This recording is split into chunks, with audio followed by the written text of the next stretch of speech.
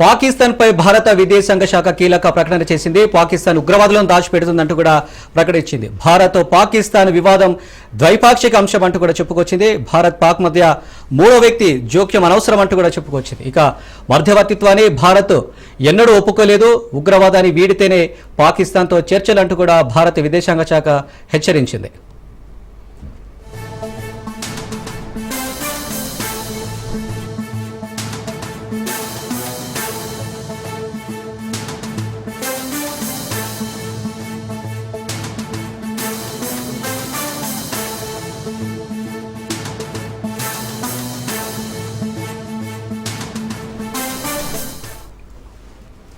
పాకిస్తాన్ పై భారత విదేశాంగ శాఖ కీలక ప్రకటన చేసింది. మధ్యవర్తిత్వాన్ని భారత్ ఎన్నడూ ఒప్పుకోలేదంటూ కూడా హెచ్చరించింది. అయితే ఉగ్రవాదాన్ని వీడితేనే పాకిస్తాన్తో చర్చలంటూ కూడా విమర్శలు చేసింది. ఉగ్రవాదం చర్చలు ఒకేసారి కుదరవంటూ కూడా విదేశాంగ శాఖ హెచ్చరించింది.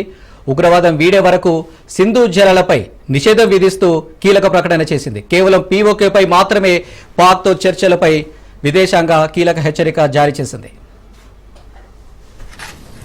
On the multi-party delegation, you have received information through PIB press releases.